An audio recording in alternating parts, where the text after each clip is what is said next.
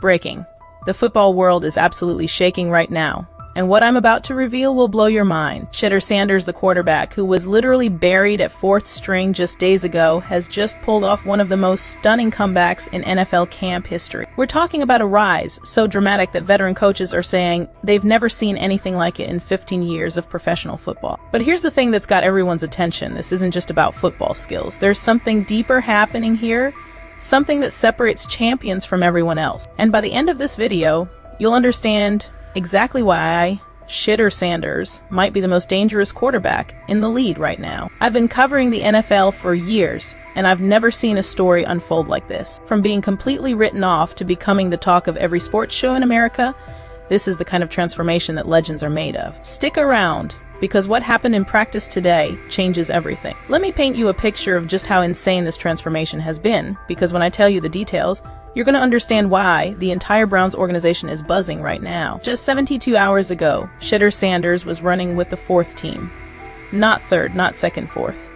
That's the kind of placement that usually means pack your bags, kid. In NFL terms, fourth string is basically football purgatory. It's where dreams go to die, where promising careers turn into what-if stories that nobody remembers 5 years later. But here's where this story gets absolutely wild.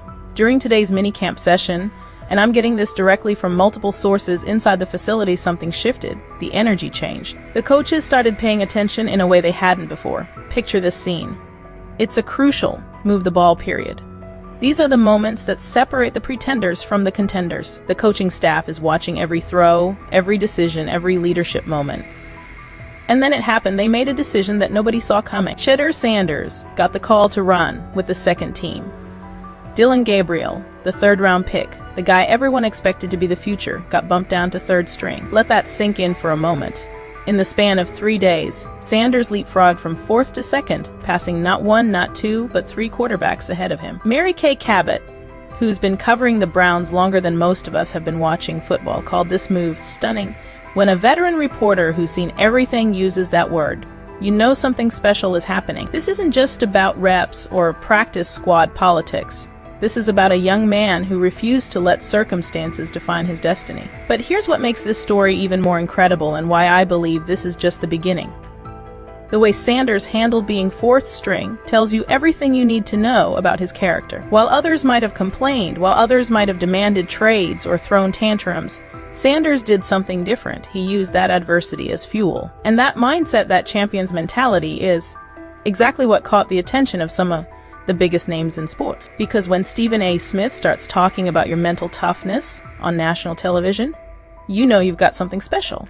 But what Stephen A. said about Sanders will absolutely blow your mind. When Stephen A. Smith, the man who's never afraid to speak his mind, goes on national television and calls a rookie quarterback special, you better believe the entire sports world stops and listens.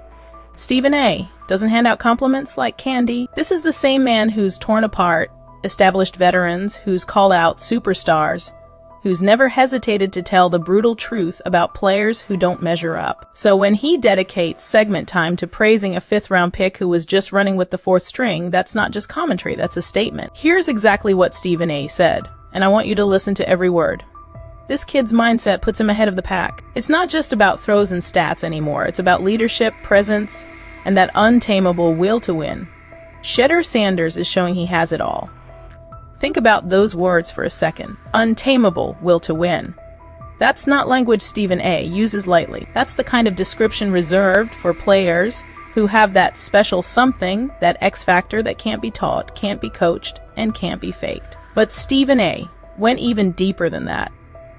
He talked about Sanders' composure under pressure, his mental toughness, and his relentless drive to compete at the highest level. These aren't just nice-to-have qualities. These are the exact traits that separate good quarterbacks from great ones. Remember, Stephen A. has been around long enough to see the rise of Tom Brady, Peyton Manning, Aaron Rodgers, all the legends. When he compares a rookie's mentality to that elite level, he's not just making casual observations. He's identifying something that most people miss: the psychological makeup of a champion. What really got to me was when Stephen A. talked about Sanders' response to adversity. You want to test a lot of things about Shedeur Sanders, he said. His skill set is one thing, but his temperament, his willingness to handle pressure, That's what separates the real ones from everyone else. This endorsement isn't just good PR, it's validation from one of the most respected voices in sports. When Stephen A. Smith puts his reputation behind a player, it carries weight. It changes conversations in front offices, it influences public perception, and it puts pressure on coaches to give that player real opportunities. But here's the crazy part: while Stephen A. was praising Sanders on national television, the Browns coaching staff was dealing with their own internal drama. Because just days before this incredible rise, there was a decision made that had everyone scratching their heads. A decision so questionable that it sparked immediate backlash and had people wondering if the Browns even knew what they had in Sanders. What I'm about to tell you will make you question everything you think you know about NFL decision-making, because the Browns' initial treatment of Shedeur Sanders was so baffling that even seasoned analysts couldn't make sense of it. Picture this. You're a fifth-round draft pick with a legendary football name, coming from one of the most successful college programs in recent memory. You've shown flashes of brilliance, you've got the pedigree, and you've got the work ethic. So where do you think an NFL team would place you on their depth chart? Fourth string. Not just behind the established veterans, not just behind the higher draft picks, but behind everyone. Mary Kay Cabot reported that Sanders had been officially designated as the fourth-team quarterback, and she even hinted that the coaching staff had placed him in a completely different bracket, suggesting he might not even be ready for preseason action. Let me tell you something: that kind of placement doesn't just hurt your football prospects, it attacks your soul. Imagine working your entire life to reach the NFL, only to be told you're not even worthy of meaningful practice reps. That's the kind of situation that breaks lesser men, that sends players into depression, that ends careers before they even begin. The reaction was immediate and brutal. Commentators across the sports world started questioning the move. Social media exploded with confusion and anger. Even people within coaching circles were privately expressing bewilderment about how a player with Sanders' background and potential could be buried so deep on the depth chart. But here's where Shedeur Sanders showed exactly who he is. Instead of complaining, instead of demanding a trade, instead of letting the situation destroy his confidence, he did something that champions do. He used it as motivation. Listen to his exact words. You've got to understand the situation you're in and be able to approach that and get the best out of it. You could view things as you not getting reps in a negative way, or you could view it as, okay, when is my time to get out there? So there's no excuses, because when you get out there, nobody cares how many reps you got. Whenever you get in the game, nobody cares if you took a snap before. That response tells you everything about Sanders' mentality. While most players would be focused on the unfairness, on the politics, on the disrespect, Sanders was focused on preparation. He understood that complaining wouldn't change his situation, only performance would. And that mindset, that refusal to be defined by circumstances, is exactly what set the stage for what happened next. Because while Sanders was quietly preparing, while he was turning adversity into fuel, there were people watching. People who recognized that kind of character when they saw it. Sometimes in sports, you get those beautiful moments where talent meets opportunity and justice is served. What happened next in Shedeur Sanders' story is exactly that kind of moment.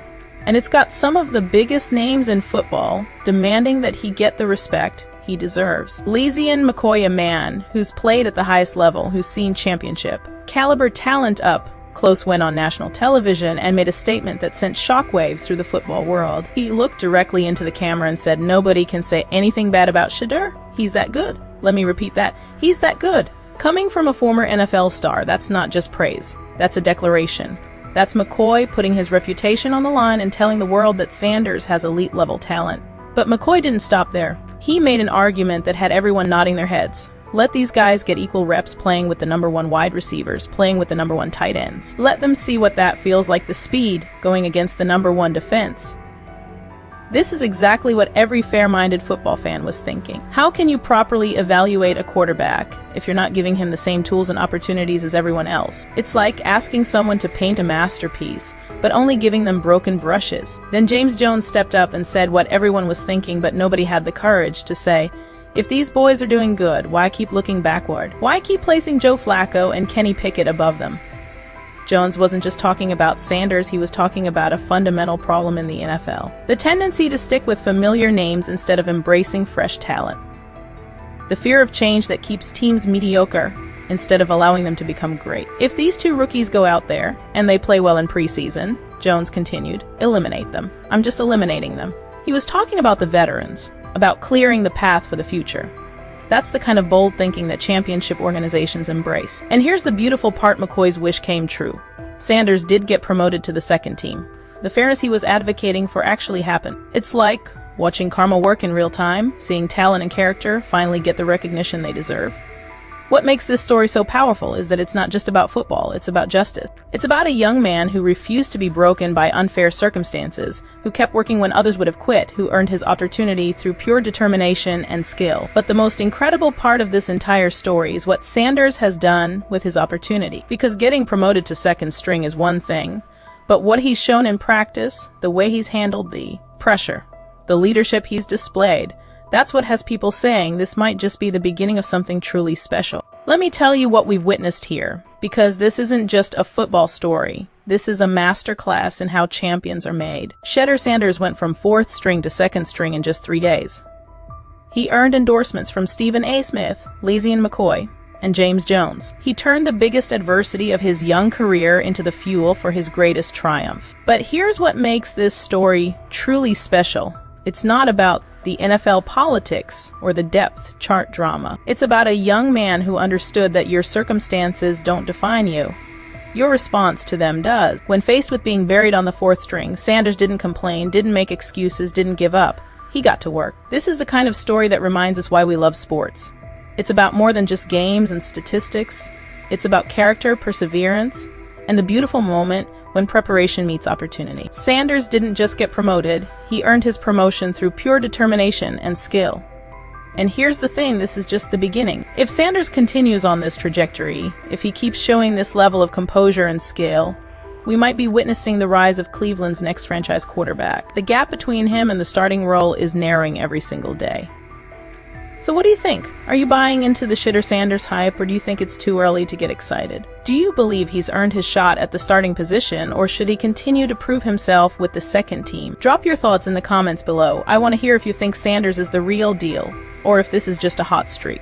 And if you're as fascinated by this story as I am, make sure you're subscribed, because this Sanders situation is developing by the day. Tomorrow could bring another promotion, another endorsement, or another twist in what's already become one of the most compelling stories in the NFL. Hit that notification bell so you don't miss a single update in what might be the most important quarterback battle of the season.